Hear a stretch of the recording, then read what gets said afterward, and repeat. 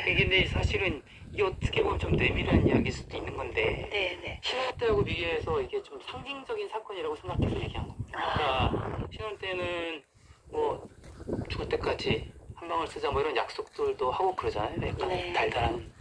근데 네. 결국 부부가 시간이 지날수록 여러 가지 이유로 해서 대화가 좀 없어지고 네. 또 그만큼 멀게 느껴지기 시작하잖아요. 예. 그거를 각방이라는 표현으로 좀 상징적으로 이야기해 볼 수 있지 않을까? 그런 네. 생각이었어요. 근데 이제 제가 하고 싶은 얘기는 그렇지만 티격태격하고 뭐 기본적으로 그 아내와 좀 멀어진 느낌이 있어서 좀 안타깝기도 하지만 내적으로는 그렇다고 아내를 싫어하거나 그런 건 아니에요. 그렇죠. 여전히 아내를 네. 존중하고 또 뭐 고맙다고 생각하기도 하고요. 또 뭐 그렇지만 그런 고맙다는 표현을 잘 못했던 것 같아요. 이게 뭐 저 같은 50대들은 늘 그렇지 않나 싶기도 하고요.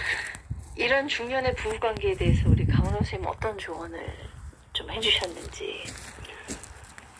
우선은 이 현상을 조금 이해하는 게 필요할 것 같고요.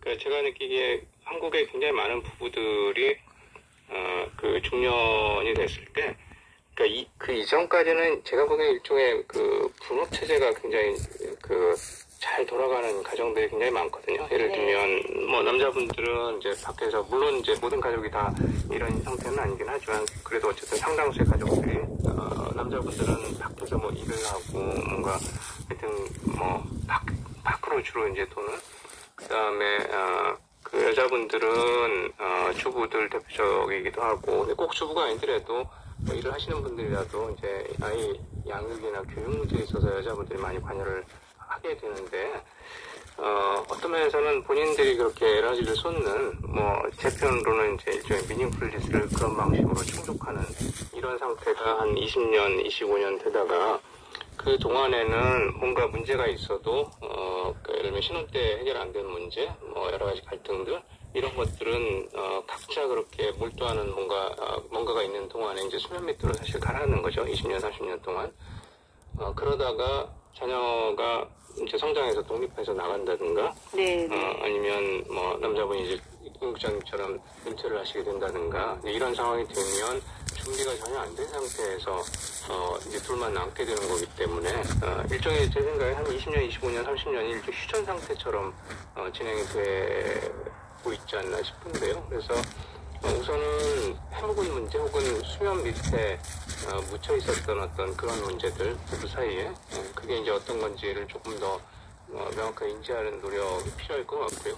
그 다음에 이제 그게 되면 그걸 어떤 식으로 이제 풀어갈까 하는 거. 결국엔 이제 대화인데, 다만 대화는 이 준비가 안 된 상태에서 그냥 무조건 대화가 좋다고 해서 시작이 되게 되면 그냥 제 어떤 이미지로는 글러브를 끼지 않고 링 위에 올라가서 맨몸으로 격투하는 것 같은 상황이 벌어질 가능성이 굉장히 높기 때문에 이런 대화, 어떤 식으로 대화를 할 건가라는 거는 조금 공부가 좀 필요할 것 같습니다.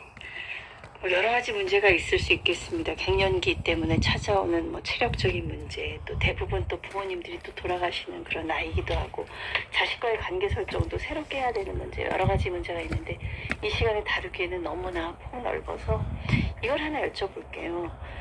그 나이가 들고 은퇴한 다음에 자존심 상할 일이 굉장히 많다고 임상수 기자님 그 얘기를 하셨더라고요. 그럴 수 있죠. 예를 들면 뭐 누구한테 부탁한 일이 생길 때 이게 사실 쉽지 않죠. 그리고 무시당한다는 생각에 좀 자괴감이 들 수 있어요. 그러니까 옛날에는 그런 똑같은 상황을 겪었어도 그냥 쿨하게 넘겨버릴 수 있었는데. 그렇죠. 그전에는 아무래도 제가 직함을 갖고 있거나 네. 아니면 상징적으로 명함을 갖고 있을 때는 아무래도 좀 관심을 가져주던 사람이 그렇지 않을 수도 있죠. 그러면 예전에는 제가 취재를 해보면서도 늘 거절당하기도 하고 했지만 그건 그럴 수 있다고 생각하지만 지금은 반대로 약간의 자격지심 같은 게 일어날 수도 있어서 예전하고 좀 다릅니다. 뭐 그래서 최근에 만난 선배는 자기 휴대전화에 전화번호를 다 지웠다고 하더라고요. 한 20개 남기고.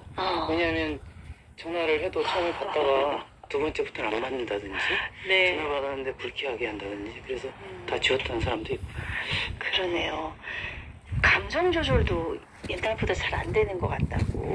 네, 그렇습니다. 이게 감정 조절이라는 게 사실은 그거보다는 나이가 들어가면서 보니까 제가 경험적으로 제가 세워놨던 어떤 원칙 같은 게 자꾸 생기는 것 같아요. 네. 그러니까 그 원칙을 넘어서거나 누가 경계를 넘어서면 제가 욱하는 게 좀 생기고요.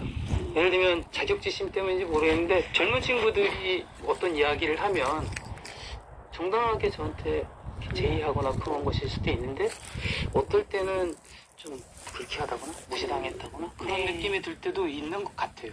물론 이제 그거를 속으로 뭐 사기지 겉으로 드러내지 않으려고 노력하긴 하는데 사실은 남이 없는 공간 대부분 이제 제 아내랑 있을 때는 그런 게 좀 나타나서 아내가 좀 불만이 많습니다. 네. 그래서 얘기를 듣다 보면 선생님 그 갱년기하고 사춘기하고 좀 비슷한 측면이 있는 것 같고 중년이 되어서 이 마음을 참 잘 다스려야 되겠다 그런 생각이 듭니다. 이 중년을 위한 마음속 우리가 뭘 좀 챙겨보면 좋을까요? 네.